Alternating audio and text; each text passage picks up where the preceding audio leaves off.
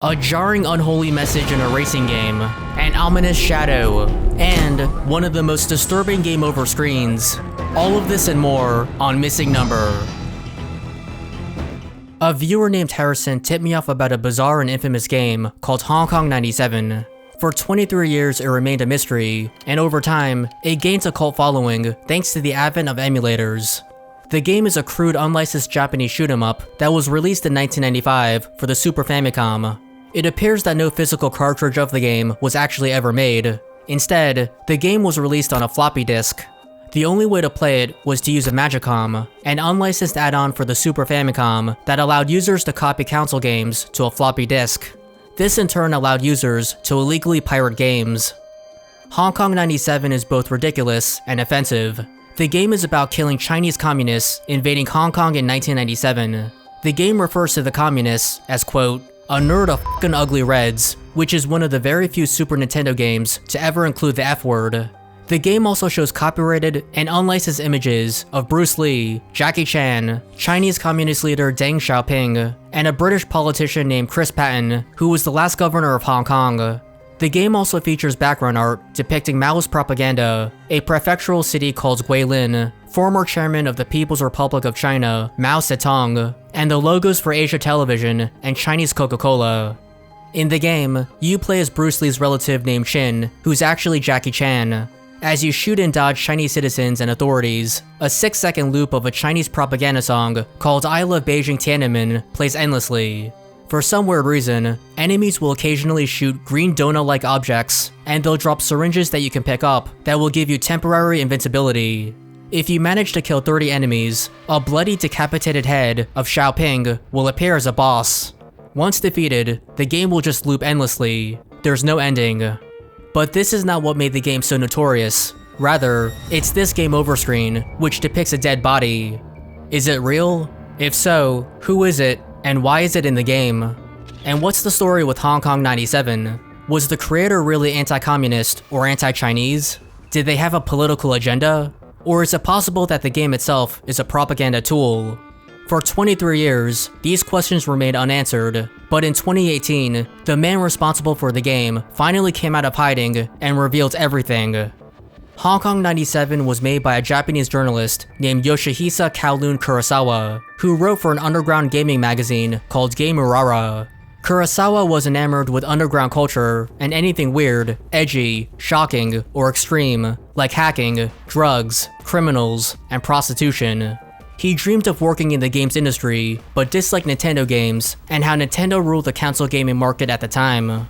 Kurosawa hated all of Nintendo's rules, ethical standards, and royalties that were required to make games for the Super Famicom.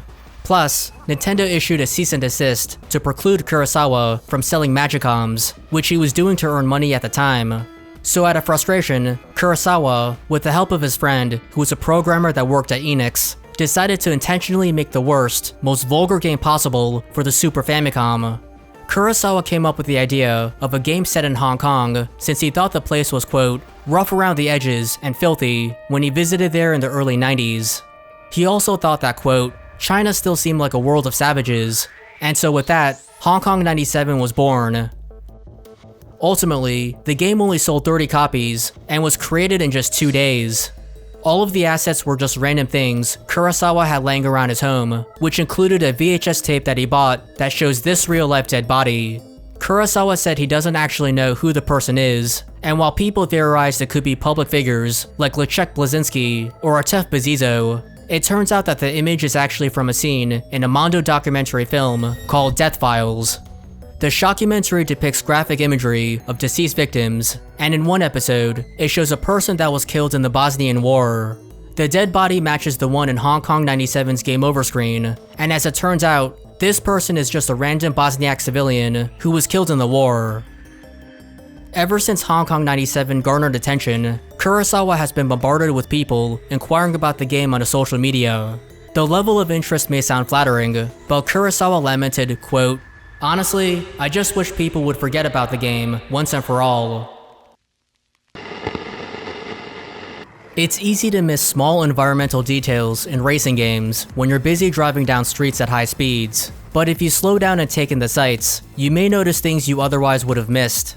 In the Mojave Desert level, in the N64 version of California Speed, there is a white billboard on the right side of the road near the start of the race. It looks plain, dull, and unassuming when you drive by it, and it's partially obscured by the pump jacks. But when you actually stop and take the time to read the text that's written on the billboard, it says, "Sometimes God takes mommies and puppies away, and sometimes, just sometimes, I do." Why in God's name is this in a racing game? For 17 years, no one had the answer, but on February 18th, 2016, an entertainment website called Pop Optic got in touch with a developer that worked at Midway Games, which made California Speed. Midway's textual artist, Morgan Godot, revealed that he was the one responsible for the unholy message. Godot explained that the development team was crunching on the game, and one day upper management told the artist to stop what they were working on to replace the game's billboard art. The art was basically ads for Midway's other coin-op arcade games, since California Speed was originally released in arcades. But since the team was working on a port for the N64, they had to find something to replace the billboard's irrelevant textures.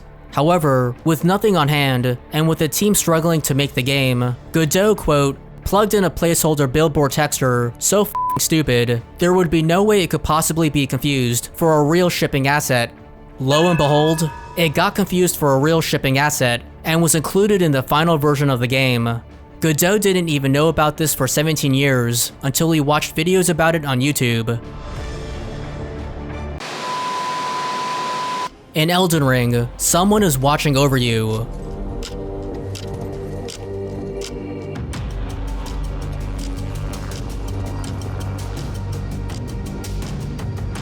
As seen in this clip by Reddit user, an organ donor, a giant ominous shadow in the shape of a humanoid with one eye can be seen gliding over the landscape. And in another video by YouTube user Jaeger, the same creepy shadow can be seen. The first thought may be that it's a ginormous menacing monster, but it's apparently just a shadow of Stormvale Castle. The shadow just happens to look like a monster, which may be intentional on the developer's part. However, the shadow is apparently not supposed to move that fast, as a YouTube user named Mercule shows in this video.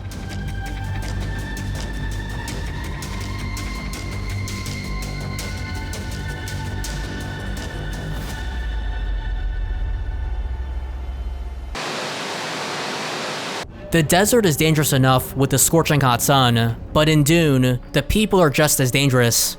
If you fly into restricted Harkonnen airspace, one of your followers will warn you to turn back, but should you ignore their warning, this will happen.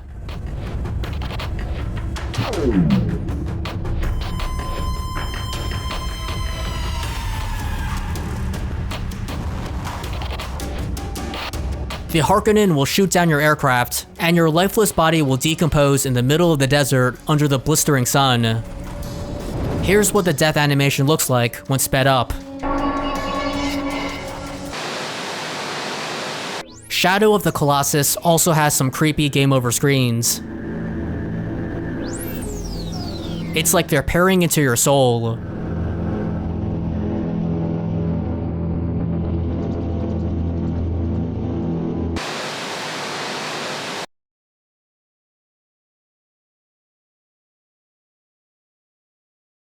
And in Shrek's hotel, Shrek is always watching you, ready to serve you, whether you like it or not.